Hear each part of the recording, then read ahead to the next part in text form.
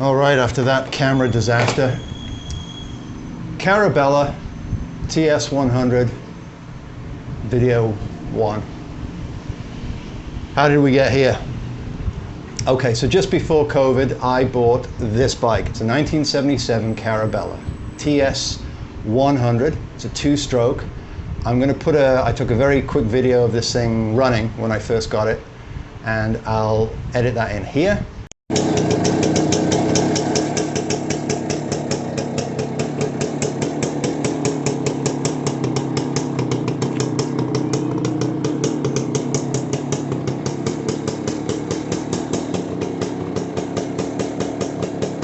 Okay, so cool little bike. It's fairly original. My understanding is possibly the tank is not original.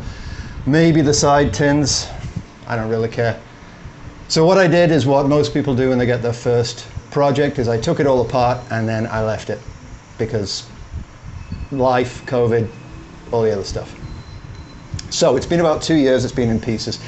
The one thing I do have done, which is great, is I did completely strip the frame, which is here, and I managed to get it sandblasted by a buddy locally, which was great. I tried chemically stripping it and that didn't work as well as I would have liked.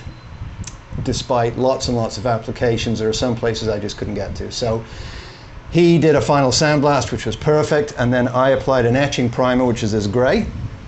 So I have a fresh frame and I have a fresh, put that over here, I have a fresh swinging arm. And you can see, you know, not too bad. Came out fairly good, and this is just the primer. So the plan is to clean everything off and then put it all back together, make any modifications that I want to make, and I'll get to that in a minute, and then take it all apart again and put the finish on. So I'm not going to powder coat the frame, I'm going to paint it. I'm going to probably paint the frame a color. I don't know what color yet. And I'm going to turn it into a trials conversion. I saw a picture of a BSA that I'm just in love with. The frame is extremely similar. I'm probably not going to be able to put this back on the road. And the reason is the licensing laws in the Yucatan are nuts. It's nuts. I purchased a bike here brand new and it took me 4 months to license it. That was with all of the correct paperwork. This one, there are bills of sale, and for example, one of the people in the chain of the bills of sale couldn't write, so they marked their name with an X. It's not stolen, it's been in the family, but this particular gentleman couldn't write. So, you know, it happens. It happens. So there's a possibility that I can't get a license plate on it, blah, blah, blah, whatever, it doesn't matter. So I'm going to end up with a really cool little 1977 bike. I'm going to have a lot of fun restoring it and renovating, you know, changing it around a little bit. And it's going to start today with this wheel. And it's probably a good time to say that I really don't know what I'm doing. I'm not that handy. I love motorcycles, have done my whole life, but I'm not particularly handy. I started my garage with a screwdriver. That's what I had. I now have a lot of the stuff. I've watched a lot of YouTube. So if you don't mind, and if you're watching this video, and if you feel you've got something to say, I really appreciate any tips. That'd be awesome. This is not a how-to video. None of my videos will be. This is a how I'm doing it, and if I'm wrong, I'd love to hear.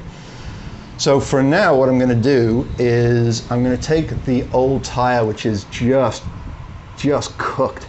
I'm going to take that off and obviously pull the inner tube out. And then we're going to have a little look about how all of this sort of goes together, and we'll go from there. All right. Okay. One sweaty mess later, and we have our tire off. So this is a 2.75 18, and I'd love to figure out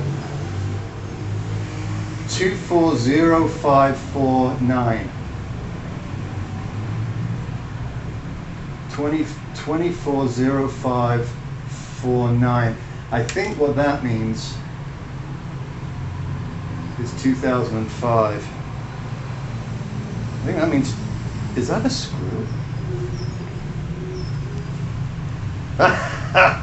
Oh boy. Okay, so this is the tire. It's a real mess. I think this is at least, 20 odd years old. Somewhere around about 2005, I guess. I'm gonna have to look. 240549. Maybe I'll put that in the comments. There seems to be some sort of a screw in here. I don't know what that is. I mean, seriously. Look at this. This is fantastic. I hope you can see that.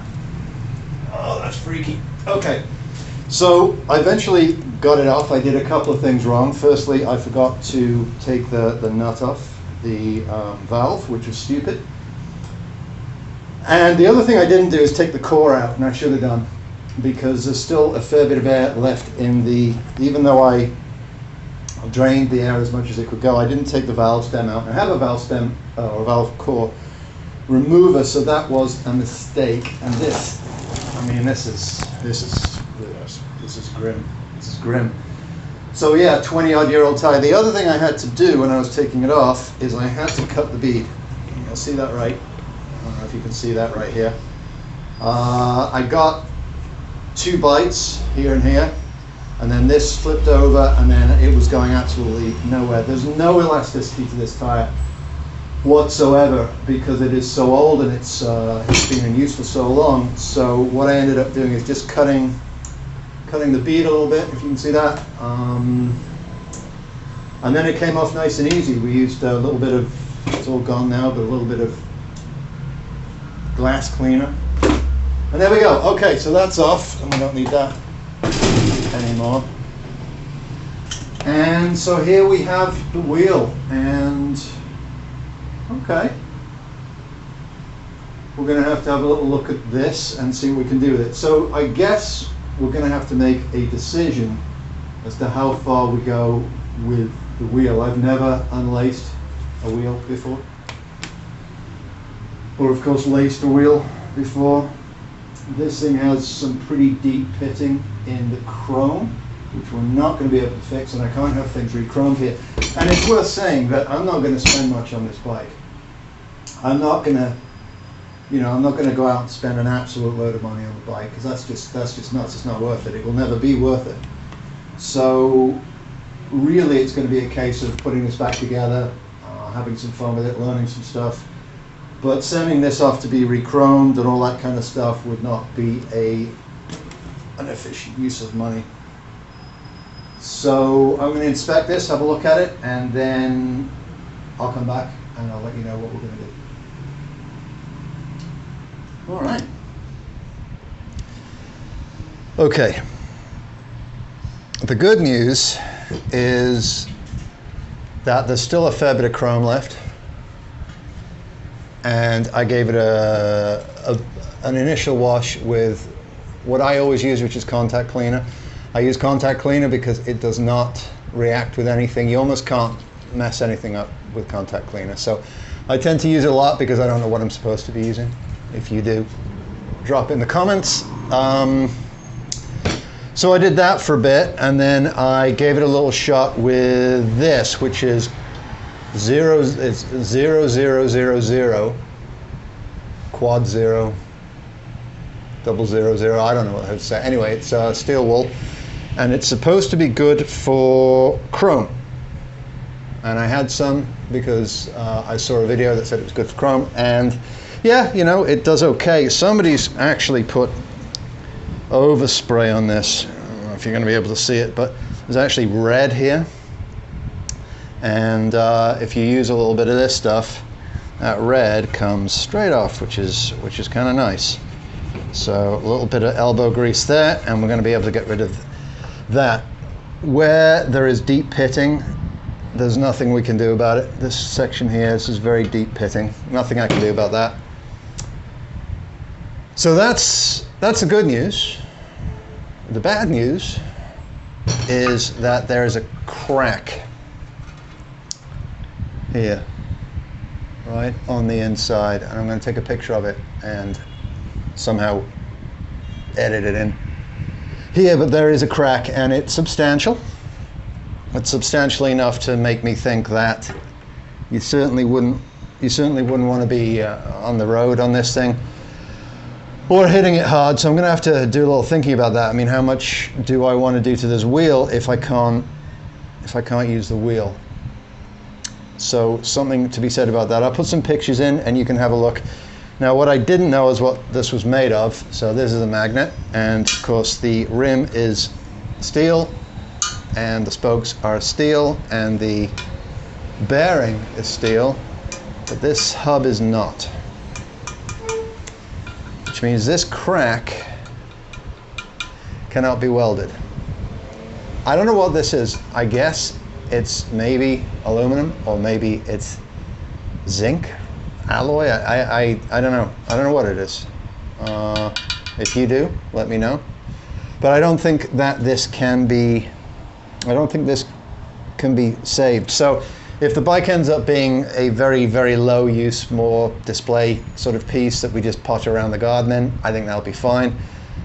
Anything more than that, I think this hub would have to be replaced. And if I replace the hub, it's probably just as well to replace the wheel. The other thing it's worth saying is I did try and move a couple of spoke nipples and they're seized tight, which is not a surprise because I suppose they haven't been moved for 45 years. So that's where we're at. I'll put a picture of this in, but it's definitely a sizable crack.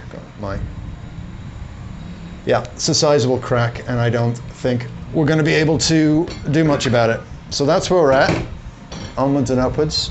And in the next upload, I'll tell you what I'm going to do about that, and then maybe we'll do the other wheel and start polishing up some other stuff to go back on the bike.